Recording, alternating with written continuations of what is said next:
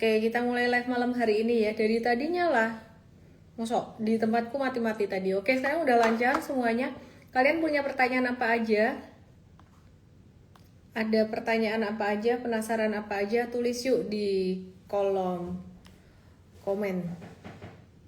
Di komen. Penasaran apa aja? Hari ini tanggal 6 April. Perdagangan di pasar reguler itu cuman 11 triliun rupiah, sepi banget, lagi pada masih wait and see.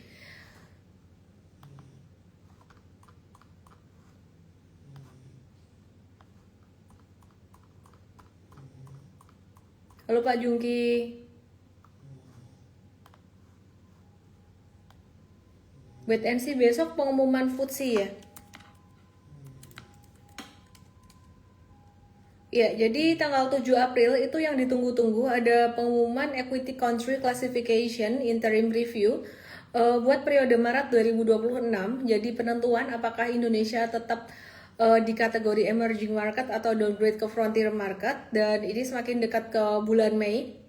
Jadi nanti ngelihat dulu FTSE gimana, habis itu baru MSCI. Tapi sebenarnya kemarin yang punya concern itu lebih ke MSCI sih. Nah, terus pernah selama berkarir di pasar sahamnya seperti sekarang? Ini satu pertanyaan yang sangat bagus sekali. Saya akan jawab dulu pertanyaan itu ya. Kalau kalian nanya pernah nggak mengalami crash? Pernah banget, dan crash paling besar aku masih tetap crash 2008 waktu itu. Tapi kalau kalian nanya periode bearish terlama yang aku alami di market tuh sekarang gitu. Ya jadi kalau 2008 waktu itu crashnya tuh dia jatuhnya cepat.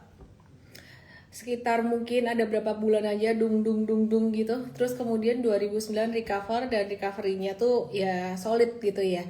Jadi kondisi ekonomi Indonesia juga waktu itu secara fundamental oke. Tapi kalau saat ini Bapak Ibu perhatikan,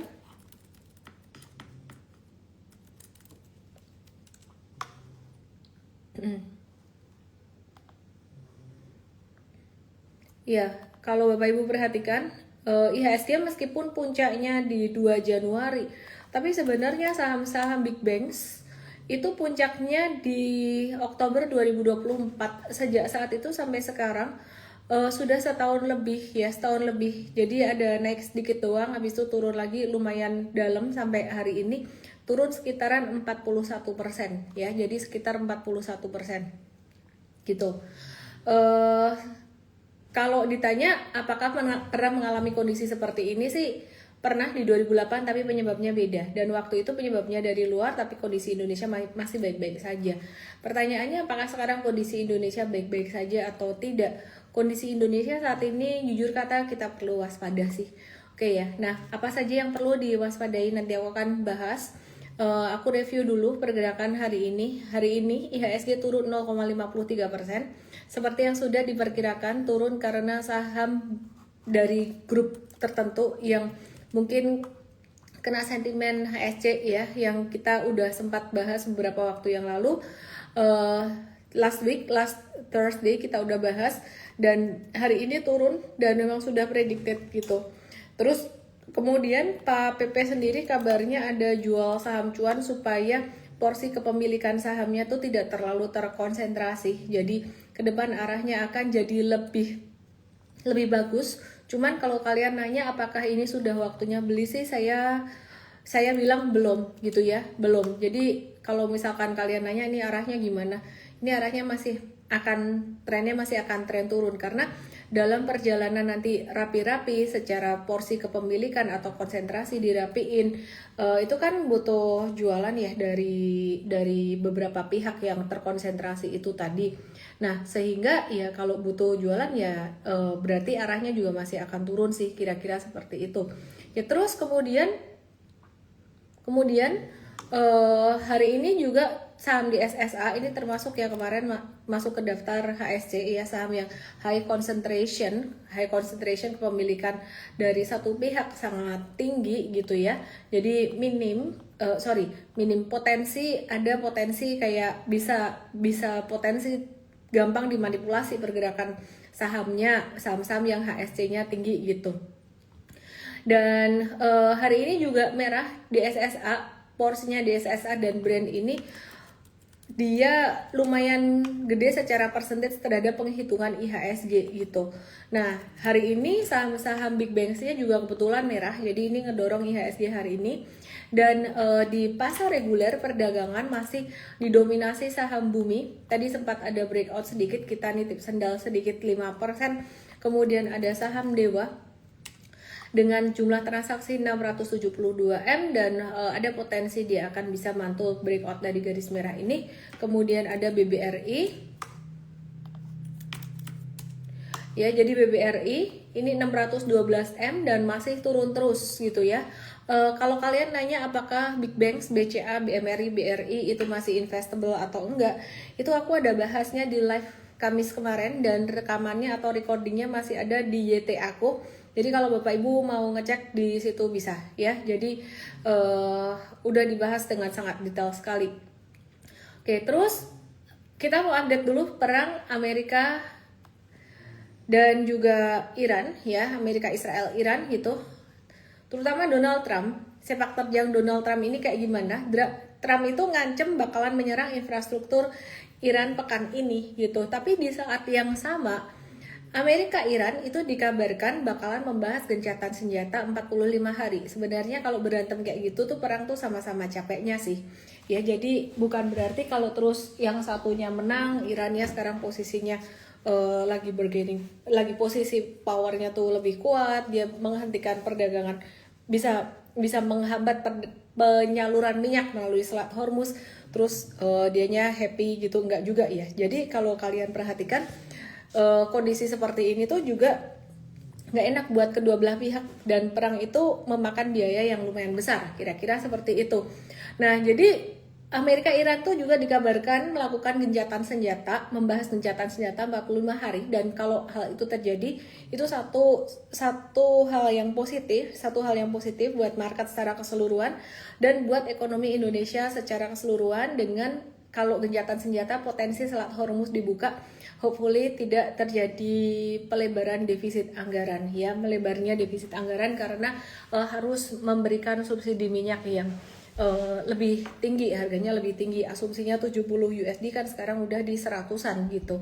Nah, terus tapi di sisi lain Pak Purbaya bilang katanya nggak akan naikin harga BBM meskipun harga minyak $100 sampai per akhir tahun ini. Saya juga nggak tahu gimana cara ngaturnya APBN ini, mungkin penghasilannya ditambah. Kalau saya nggak salah tadi sempat lihat beliau bilang ada penghasilan pajak kemarin per Maret tuh ada laporan penghasilan pajaknya meningkat 30%. Nah, jadi saya nggak tahu nanti ke depan gimana. Oke, terus kemudian satu hal yang penting banget kalian perlu perhatikan ya, dan yang berpotensi buat IHSG melemah, mungkin ini juga yang menjadi pendorong saham-saham perbankan hari ini agak melemah, yaitu ini teman-teman yang di TokTok yang di YT, lihat ke IG aku @LMA_official.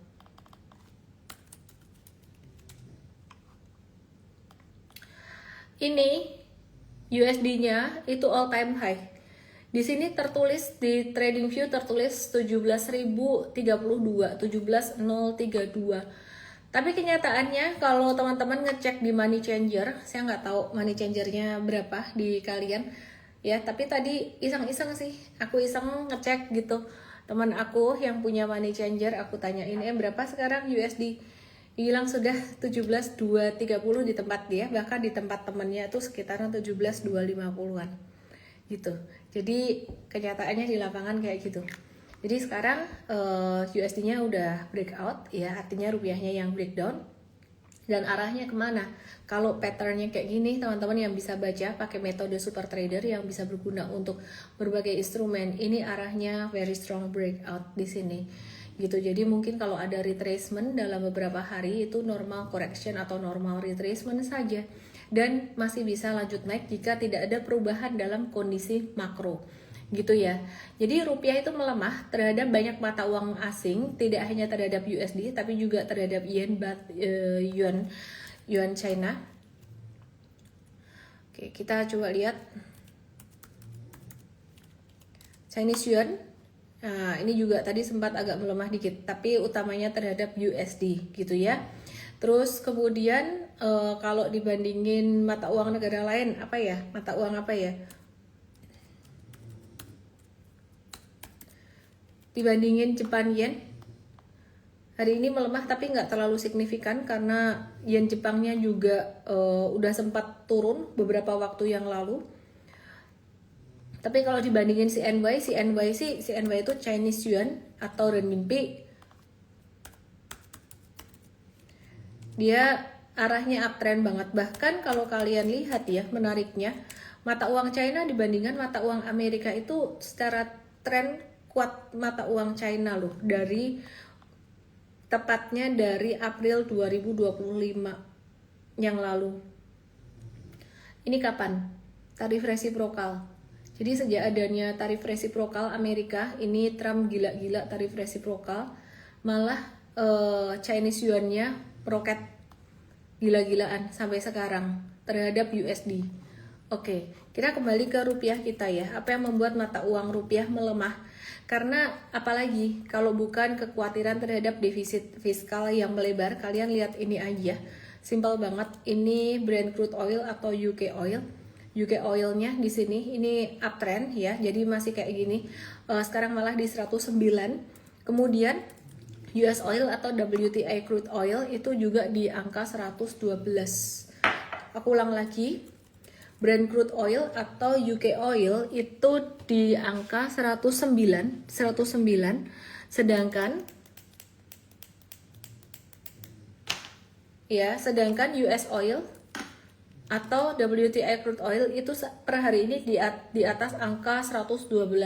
Saya juga nggak tahu apa alasannya pemerintah tidak menaikkan harga BBM ya, padahal secara efisiensi anggaran untuk MBG efisiensi ya ada efisiensi, tapi jumlahnya atau nilainya tuh nggak terlalu signifikan dibandingkan dengan harga komoditas oil yang melonjak gitu. Nah terus tahu nggak sih teman-teman, sebenarnya kalau harga minyak naik itu yang naik bukan cuman harga minyak doang. Mungkin kelihatannya harga BBM itu katanya nggak naik ya, harga BBM subsidi katanya nggak naik sampai akhir tahun. Tapi apa aja yang naik? Harga gas alam itu naik 22% dari awal perang sampai 9 Maret. Sedangkan ke harga sekarang cenderung stabil. Ya memang cenderung stabil, tapi harga gas alamnya tuh naik sampai 9 Maret. Kemarin 22%. Terus kemudian selain gas alam yang naik ya, bentar aku mau kasih lihat kalian chartnya beberapa komoditas ini.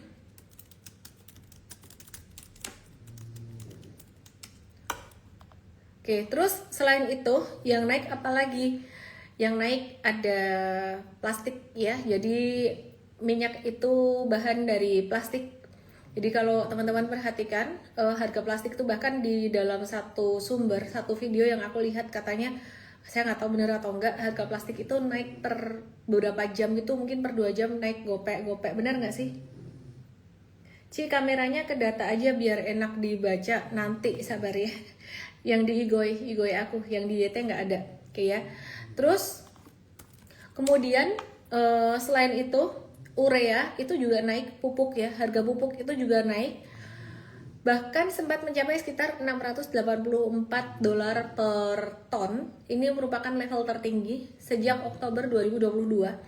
Dan perlu kalian tahu, kalau harga pupuk naik maka harga bahan pangan juga naik ya. Jadi harga bahan pangannya tuh juga naik kalau harga pupuknya naik gitu. Karena apa? Biaya dari petani naik, harga hasil panen naik, harga pangan naik, dan itu jadi inflasi pangan. Nah, jadi mungkin ibu-ibu yang sudah mengalami atau merasakan gitu. Kalau saya ibu-ibu yang agak kurang waktu untuk belanja gitu. Bisanya masak nggak ngerti belanja gitu kan. Jadi mungkin banyak yang sensitif terhadap harga, terutama masyarakat yang secara ekonominya mungkin pas-pasan di sini. Jadi bahan pangan, plastik ya, terus kemudian gas alam, gas itu juga naik, terus kemudian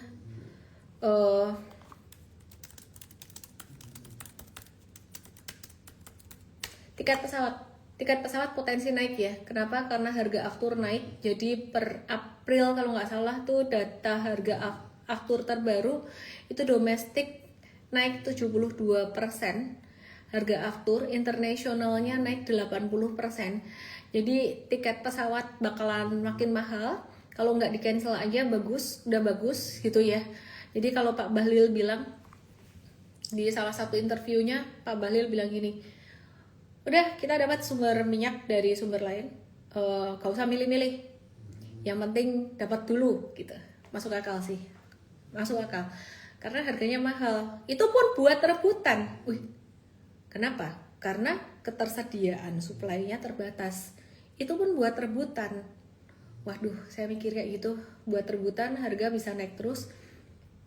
Yang penting ada dulu. Saya sendiri juga heran, Indonesia ketahanan oilnya katanya 20 hari. Ini udah lewat dari 20 hari sejak Maret kemarin. Yang penting ada dulu. Iya sih, ada. Tapi nggak naik BBM-nya, hebat juga ya. Cuman saya takutnya satu hari nanti secara APBN defisitnya itu meledos. Tahu meledos nggak? Meledos itu kayak bisul yang nanahnya udah ini banget, meledos gitu. Jadi pemerintah berusaha banget buat nahan harga BBM nggak naik, meskipun harga pupuk, harga plastik, harga urea, harga gas itu pada naik gitu. Ya, jadi harga tiket pesawat naik dibatasi juga sama pemerintah 9-13%. Terus pertanyaannya, duitnya buat nambal harga aftur naik ini dari mana gitu loh. Jadi jangan heran kalau sampai nanti ada banyak pesawat yang dibatalkan penerbangannya karena apa? Karena harus penuh gitu kan ya, supaya nggak rugi penerbangannya, supaya nggak rugi gitu. Jadi itu masuk akal juga gitu. Jadi gimana dong, naik kereta aja dari Solo ke Jakarta, naik kereta kayaknya asik juga ya. Terus masih bagus kalau misalkan dibatalin, ini aku parno aja ya, ini aku bukan ngomong penerbangannya kayak gitu. Kalau sampai maintenance-nya dikurangin gimana itu? Kalau maintenance-nya dikurangin, waduh berabi juga ya. Takut juga saya naik pesawat. Agak mikir kemana-mana. Cuman semoga itu tidak terjadi gitu ya. Karena harga aftur naik 72%. Pemerintah ngejaga kenaikan tarif penerbangan tuh sekitar 9-13% saja. Kalau menurut aku sih ya, daripada kayak gitu, kalau boleh ngasih saran sih, naikin aja sih, karena kita butuh buat aman gitu. Karena nanti kalau dibatalin kan marah juga toh penumpang. Tapi mereka nggak mau rugi, jadi kita mesti ngerti POV-nya mereka. Ya nggak sanggup naik pesawat, ya gimana ya, susah juga ya. Kalau ada keperluan banget, ya gimana. Oke. Terus kemudian saham-saham gimana? Saham-saham kepemilikan konsentrasi tinggi perlu dibahas, nggak usah ya. Kita cukup perlu tahu sahamnya ROCK, IFSH, SOTS, AGI, Brand, MGLV, DSSA, Lucy, dan RLCO. Trade sama sekali nggak ada saham-saham ini. Ya sudah, kita skip saja. Terus kemudian Danantara kabarnya bakal mengakuisisi bisnis manajemen investasi Himbara gitu. Oke, yuk kita lihat chart di sini, teman-teman yang di TokTok yang detail langsung ke IG aku @elonmay_official. Mari kita lihat harga komoditas net gas bagaimana kabarnya. Sebentar, let me check UFV1.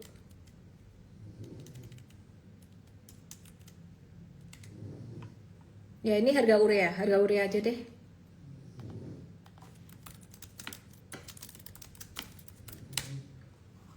Oke, jadi ini harga urea, perhatikan harga pupuk, harga urea naik 36% dari Maret kemarin sejak perang, tapi sebelumnya juga udah agak naik. Jadi siap-siap inflasi pangan. Oke, terus sedikit info ya dari teman-teman pengusaha yang terkait dengan pengusaha plastik, pengusaha kemasan makanan gitu kan. Aku ada teman gitu.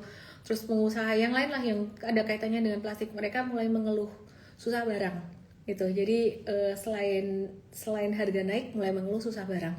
Jadi kalian jajan kopi dan beli makanan dari luar itu bisa jadi harganya naik karena harga ininya naik ya. Oke, terus aku mau ngebahas dari rupiah tadi udah ya. Rupiah udah. Jadi intinya sih sebenarnya rupiah masih bisa melemah. Terus saham-saham yang potensial apa aja ya. Kalau bumi tadi ada breakout agak teman-teman ini tradingnya agak high risk sih sebenarnya sih, ada potensi sampai ke 302, habis itu ada potensi koreksi lagi.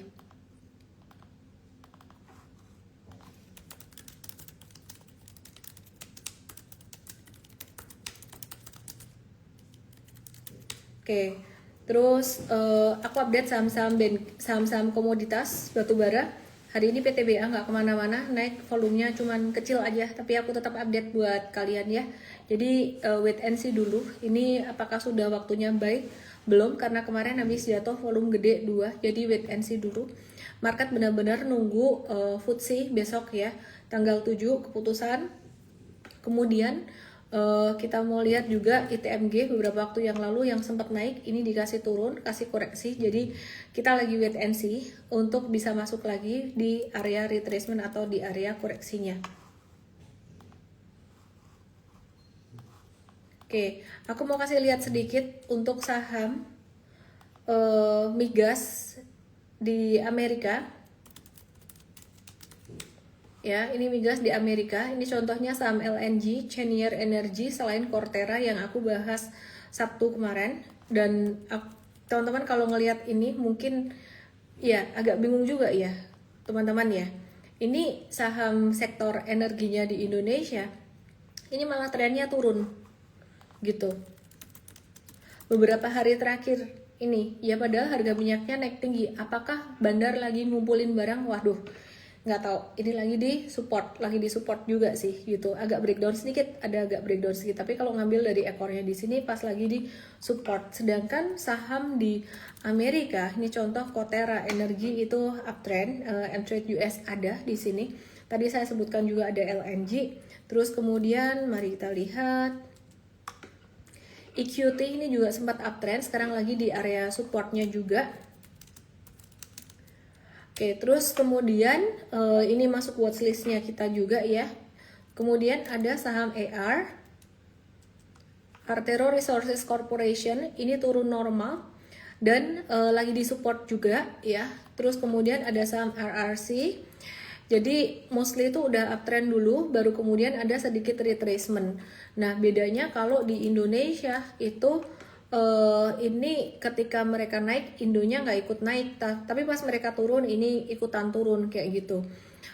Terus kemudian ada, kalau aku out of topic dikit dari saham migas, aku ke MBMA-nya di sini ini udah mulai bisa mantul dari area support yang merah di sini, dan ada potensi dia udah ketahan di merah, di sini ada potensi dia akan ada pantulan lagi kayak gini, sementara sideways dulu.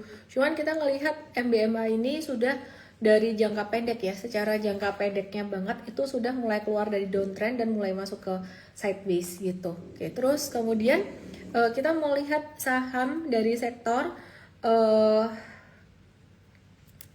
emas ya. Emas itu sementara jadi sideways sejak oil naik. Oil dianggap sebagai emas baru ya.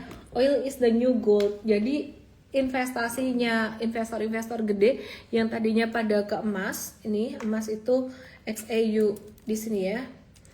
Tadinya pada ke emas, kemudian sejak ini GDX profit taking ya, ini profit taking juga turun. Kemudian ini mantul kena di sini.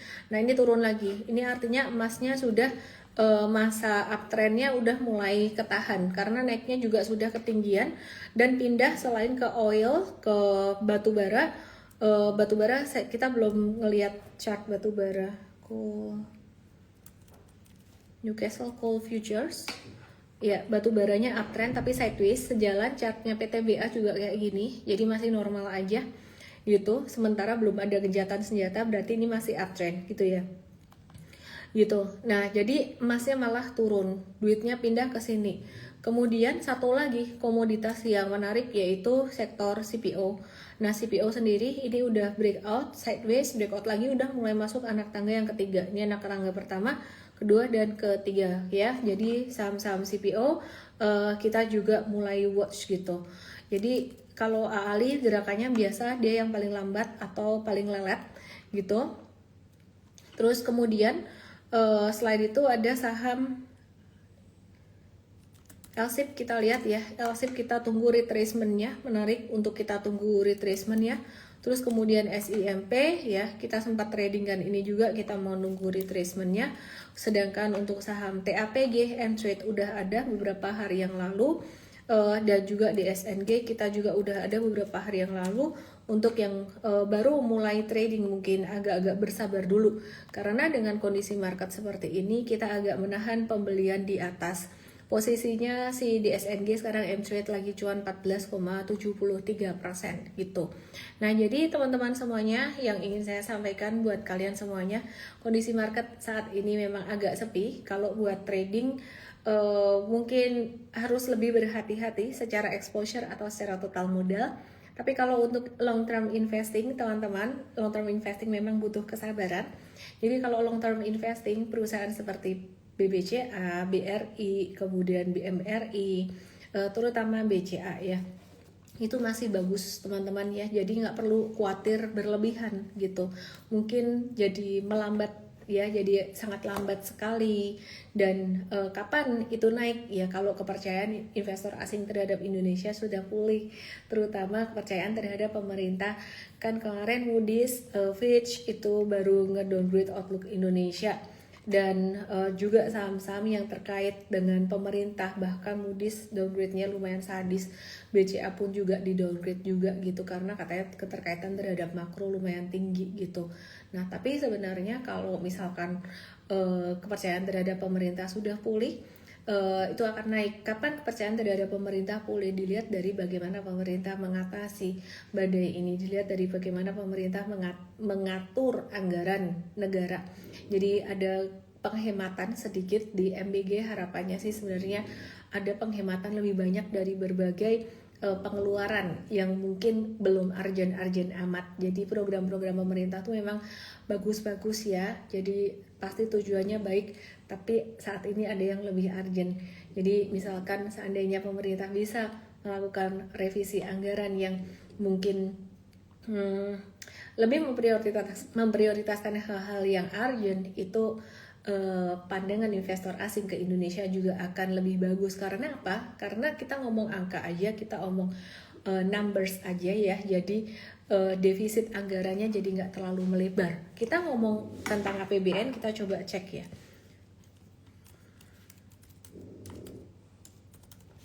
APBN APBN Maret 2026. Oke, defisitnya Maret 2025 itu 99,8 T. Maret 2026 itu defisitnya 240,1 T. Perubahannya berapa? Dari year on year, dari 2025 ke 2026. Hitung 99 T jadi 240,1 T. Salah nggak sih saya baca data ini? Kayaknya enggak ya. Ini sumbernya atau belum? Sumbernya ada. Nih, aku kasih lihat kalian ya. Ini APBN Maret 2026 dibandingkan dengan 2025. Nih, lihat nih.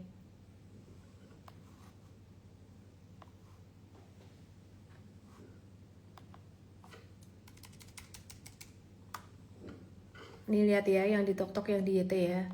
Aku kasih lihat tabelnya. Terima kasih tim aku yang udah buatin ini. Sangat membantu sekali. Ini loh, dari month on month aja kelihatan. Ini year on year secara tahunan nih, naiknya 140%.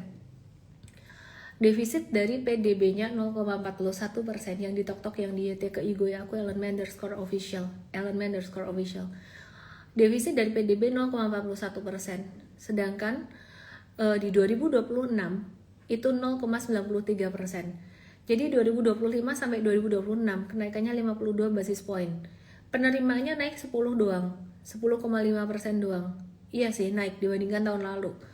Pengeluarannya, wah parah, 31%. Sekarang kalau misalkan mau menggenjot penerimaan dari pajak, kalau misalkan ekonomi melambat, pengusaha-pengusaha, pebisnis, pabrik-pabrik, manufaktur itu mendapatkan penghasilan yang lebih sedikit, ya otomatis labanya lebih sedikit. Mau pajak final UMKM maupun pajak yang tidak final itu pun juga pastinya, ya gimana ya, kalau labanya lebih sedikit setor pajaknya lebih dikit nggak sih, logikanya kayak gitu ya nggak? Gitu. Jadi aku nggak tahu gimana caranya bisa penerimaan pajak lebih tinggi kalau ekonominya melambat gitu kan ya. Terus kemudian dibandingkan dengan bulan pertama, kedua, dan ketiga tahun ini, Januari, Februari, dan juga Maret tahun ini gitu ya. Jadi ini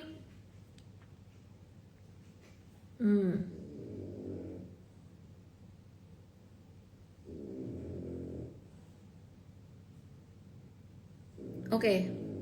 Defisit dari PDB-nya ini Januari 0,21%, mungkin diperhatikan yang kedua aja ya. Jadi defisit dari PDB itu 0,21%, 0,53%, 0,93%. Jadi secara bulanan itu naik 40 basis poin defisit terhadap GDP gitu loh. Oke, jadi dari sini teman-teman tahu ya, kita harus mewaspadai ini, dan rupiah sudah melemah ya, dan ini mengkonfirmasi apa yang kita sebenarnya lagi antisipasi, bukan kita khawatirkan tapi kita antisipasi gitu. Jadi harusnya gimana dong? Harusnya gimana teman-teman? Apa yang ada dalam kendali kita? Tulis di chat room, di sini di TokTok dan di YT, di Igonya kebetulan nggak ada.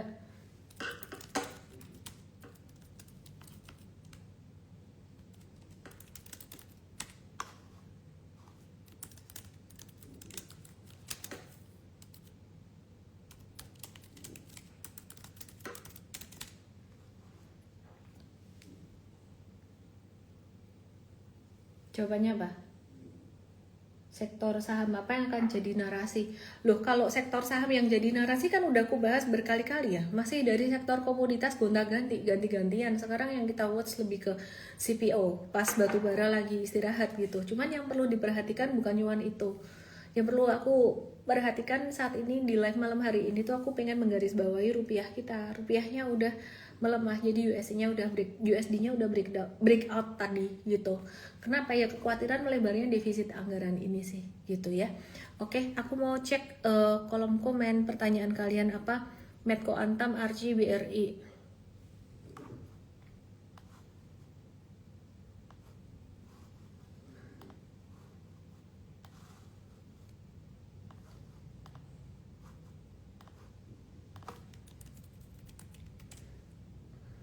Medco sudah aku bahas tadi. Wait and see dulu aja.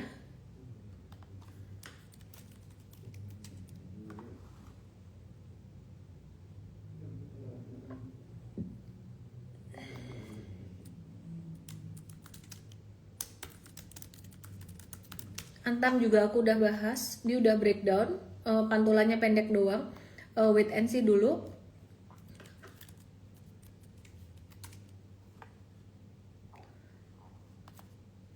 Kok jadi ini? Gusco, ditanya Gusco-nya potensial, bisa potensi naik, tapi kita udah titip sendal pas tanggal 31 Maret kemarin. Cuman harus hati-hati dengan resiko ya. Saat ini resiko lebih gede. Hari ini ada yang nanya kami tadi dari M-Trade. Kenapa sih harus waspada volatilitas? Bukannya kalau di saham tuh harus siap dengan volatilitas ya? Iya, maksudnya siap volatilitas tuh bukan terus asal ditabrak gitu loh. Jadi kalau misalkan aku kasih analogi lagi ya. Kamu tadinya bisanya naik sepeda, terus kemudian jadi bisa naik mobil. Pasti berjalan lebih cepat dong, mau keluar kota juga lebih cepat dong daripada naik sepeda. Tapi apa iya kamu naik mobil itu digas terus nggak ada remnya, tuh namanya gaspol remblong, nabrak. Di saham juga begitu guys. Oke ya, tadi ada yang nanya kayak gitu soalnya. BBYB, banyak yang nanya BBYB. USD tahun ini bisa sampai 18 sampai 19 enggak ya? Kalau 18 sih udah dekat lagi ya. Bahkan ada yang memprediksi sampai ke 20.000. Kalau aku sih nggak pakai prediksi kayak gitu, tapi aku melihat potensinya bisa naik. BBYB ini ada potensi reversal jangka pendek, tapi nggak strong juga signal uptrendnya, nggak, paling trading jangka pendek aja gitu. Apakah kondisi saat ini bisa dikatakan kalau pasar lagi bahaya? Telat sih kalau ngomong pasar lagi bahaya. Waktu itu kita udah warn-nya dari 27 Januari. Sebenarnya dibilang bahaya banget, ada juga yang naik gitu. Makanya exposure-nya yang dikurangin. Kita tetap trading. Bahas sore, ngapain sih dibahas? Ya trading, kalau ada yang mau trading silakan. Kalau aku sih nggak mau ya trading ini naik hanya karena apa, tadi ada yang bilang bagi-bagi kopi. Sentimen ini, sentimen yang nggak ke sini, anginnya nggak ke sini. Ini kalau mau gambling silakan, tapi M-trade definitely nggak akan trade ini jangka pendek. Kita tahu resiko apa yang di market. Kalau sampai asing keluar dari Indo karena rupiah melemah, apa ya, saham-saham big banks yang kuat-kuat aja turun gitu loh. Apalagi saham-saham kayak gini. Kalau mau main lucu-lucuan, geng satu lot silahkan. Tapi kita nggak ngasih arahan ke situ. Bung Es Gumelar minimal 10 lot. Oke, silahkan aja. Kita sih nggak. Ya ini buat lucu-lucuan. Kita nggak ya. IHSG apakah bisa 3.000 sampai Mei? Nggak usah dipikir IHSG-nya berapa. Lebih ke saham-saham kita gimana gitu. Data ARB berjilid-jilid ya udah biarin. Dewa sudah kubahas tadi. Grup Bakri apalagi naik, memang lagi muntup-muntup grup Bakri, cuman sekali lagi jangan terburu-buru juga. APLN juga saat ini lagi kita ada trade buy beberapa hari yang lalu, lagi wait and see dulu aja sih per kondisi saat ini. AADI ini menurutku kuat karena sektor batubara tuh lagi turunnya turun normal bentuk kayak bendera gitu, tapi ini AADI turunnya itu tidak sesignifikan PTBA ataupun tidak sesignifikan AADI, jadi dia tidak mematahkan tren AADI tidak signifikan PTBA atau ITMG, jadi dia tidak mematahkan tren naiknya, kira-kira kayak gitu. Buat cering jadi kaya atau gembel, kalau belinya cuman 10 lot nggak akan jadi kaya, nggak akan jadi gembel juga sih. Si Fore tadi. Oke ya, Pegas, wait and see dulu ya. Oke, terus kemudian meskipun sentimennya sebenarnya harusnya harga gas naik gitu, ESA juga sama, amonia tuh naik, tapi wait and see dulu aja. ADMR cukup bertahan kemarin, tapi sekarang disupport. M-Trade udah caw sejak pas turun tanggal 2 April kemarin, biarin dulu sideways-nya. Oke, terus kemudian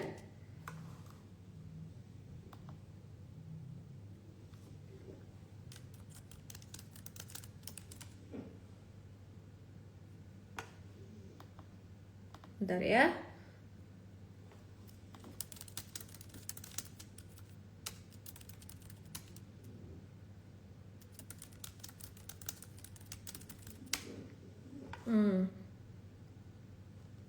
Oke, terus kemudian Harum.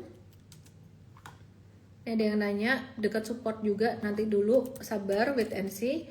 MDKA masih sideways juga, wait and see dulu.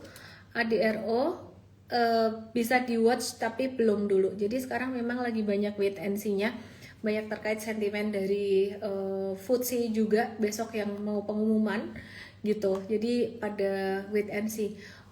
Aku sedikit ke data GDP lagi. Aku balik ke data GDP. Bentar ya. Data GDP. Aku mau revisi dikit ya, guys.